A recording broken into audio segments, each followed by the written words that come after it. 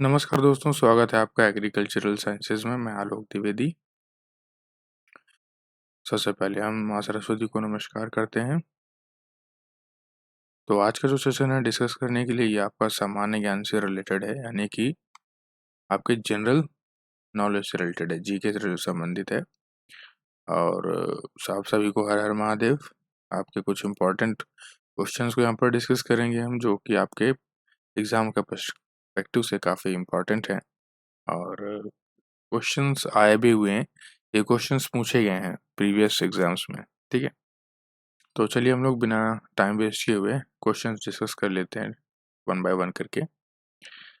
तो सबसे पहला जो फर्स्ट क्वेश्चन है आपका, वो है महावीर के प्रथम अनुयायी कौन थे? तो ये इनके दामाद ही थे, जामाली। यही इनके प्रथम अनुयायी थे। नेक्स्ट है, ब्रिटिश सरकार ने किस अधिनियम को सबसे पहली बार भारत में शिक्षा के लिए 1 लाख रुपए दिए थे? तो ब्रिटिश सरकार ने जो है शिक्षा के लिए 1 लाख रुपए दिए थे। चार्टर अधिनियम, जो चार्टर एक्ट आया था 1813 का, इस टाइम पर।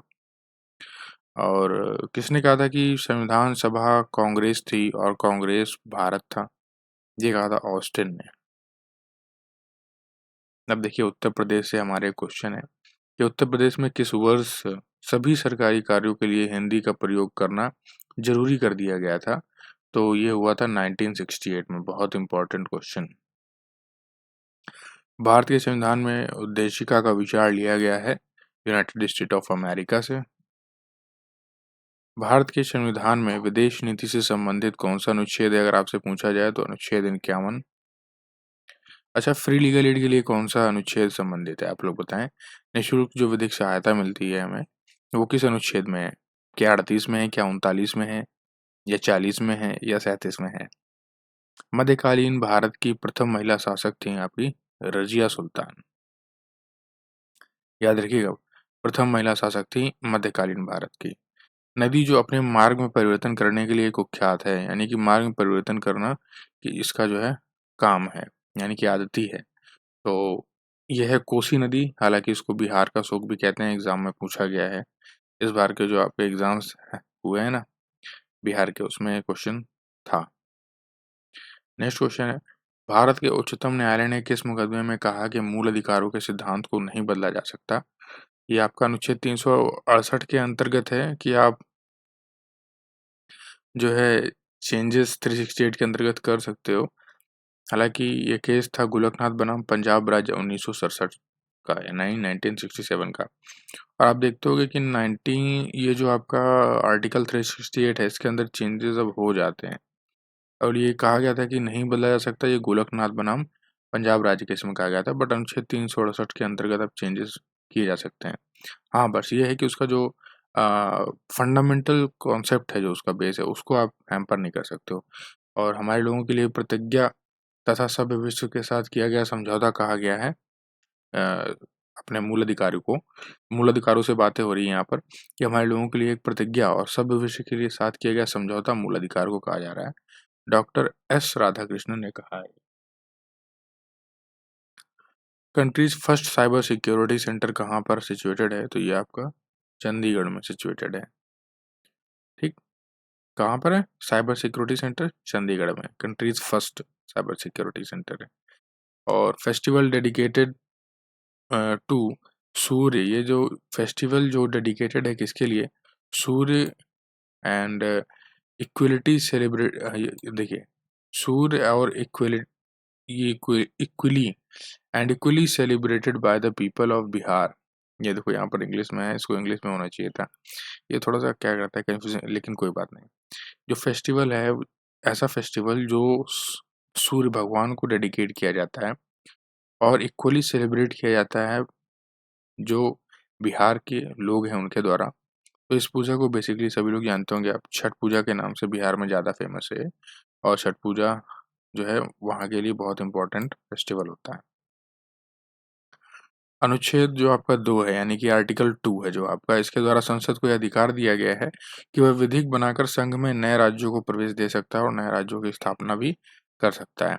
तो इसमें इस स्टेटमेंट में आपके लिए क्वेश्चन कैसे फ्रेम किया जाएगा कि कौन से अनुच्छेद के तहत, ठीक है, कौन से अनुच्छेद के तहत संसद को यह अधिकार दिया गया है कि विधि बनाकर संघ में नए राज्यों को प्रवेश दे सकता है या नए राज्यों की स्थापना कर सकता है, तो वो है आपका अनुच्छेद नंबर 2। ठीक। चलिए नेक्स्ट क्वेश्चन देखते हैं, भारतीय दलहन अनुसंधान संस्थान कहाँ पर है? तो ये आपका इंडियन पल्सेस जो रिसर्च इंस्टीट्यूट है, ये आपका कानपुर में है। भारतीय गन्ना अनुसंधान संस्थान ये आपका लखनऊ में है। केंद्रीय कृषि वानिकी अनुसंधान संस्थान ये आपका झांसी में है।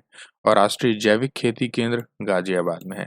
ये 3 तो मुझे लगता है आप लोग जानते होंगे, लेकिन जैविक खेती वाला क्या है, आज की डेट में काफ़ी ज़्यादा क्वेश्चन और इसी पे काम चल भी रहा है, तो गाजियाबाद पे है, याद रखिएगा। बहुत लोग इस पे गेस नहीं कर पाएंगे कि जैविक खेती जो गाजियाबाद में होगी क्या, है ना।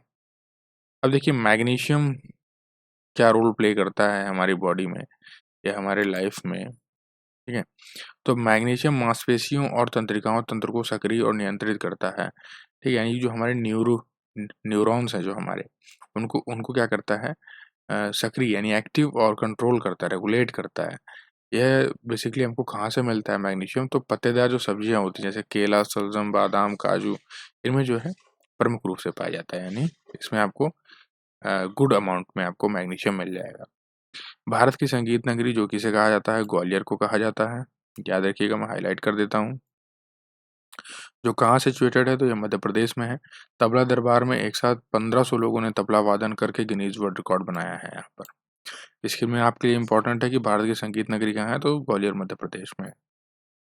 उत्तर प्रदेश की कुल आबादी 16.4% है भाई, याद रखिएगा 16.4% है उत्तर प्रदेश की कुल आबादी भारत की आबादी से, ठीक है। जिसमें कि अब इस 16.4% में 52.41% पुरुष हैं। कितने? 52.41%। और जो महिलाएं हैं वो हैं 47.59%। दशमलव के बाद हम लोग 59 मतलब एक साथ नहीं बोला करते हैं, 59 बोलेंगे या फिर 47.59% ऐसे बोलेंगे, ठीक है। अब देख लो भाई, 52 जो है पुरुष हैं और 47 महिलाएं हैं, और कुछ लोग ऐसे हैं जो बेचारे रह जाएंगे, है ना। चलिए अब नेक्स्ट है कि स्वराज पार्टी के संस्थापक कौन है, तो ये आपके हैं देशबंधु चित्तरंजन दास, जिन्हें आप सीआर दास कहते हो, है ना। सीआर दास भी कहा जाता है इनको, और इसका जो गठन किया गया था 1923 में इलाहाबाद में किया गया था। प्रथम में भारत में पूछा जाए कि भारत में प्रथम नगर निगम कहाँ जो स्थापित हुआ था, तो मद्रास में हुआ था स्थापित 1988 में। कब हुआ था? सॉरी बहुत 1688 में। कब हुआ था? 1688 में, 1688 में। अनुच्छेद 112 में वार्षिक वित्तीय विवरण दिया हुआ है। अनुच्छेद 266 में भारत की संचित निधि दी गई है। अनुच्छेद 114 में विनियोग विधेयक दिया गया है। ये तीनों काफ़ी इंपॉर्टेंट हैं और हमेशा इससे क्वेश्चन अराइज होता है। 112 में क्या है आपका, जो एनुअल फाइनेंशियल स्टेटमेंट है, और इसे आप अनुच्छेद 266 में क्या है, भारत की संचित निधि है, और अनुच्छेद 114 में विनियोग विधेयक है। तो आई होप ये सारे क्वेश्चन आपको समझ में आ गया होगा कि इम्पोर्टेंट है ही। जो इनको स्टडी कर रहा है, जो पेपर दे रहा है कंटिन्यूसली, वो बंदा बता सकता है कि इम्पोर्टेंट है, और किसी को ज़रूरत भी नहीं है बताने की। ये काफ़ी सारे क्वेश्चंस आपके लिए बेनिफिशियल हैं। तो इसी के साथ दोस्तों, जय हिंद, जय Bharat, have a great day.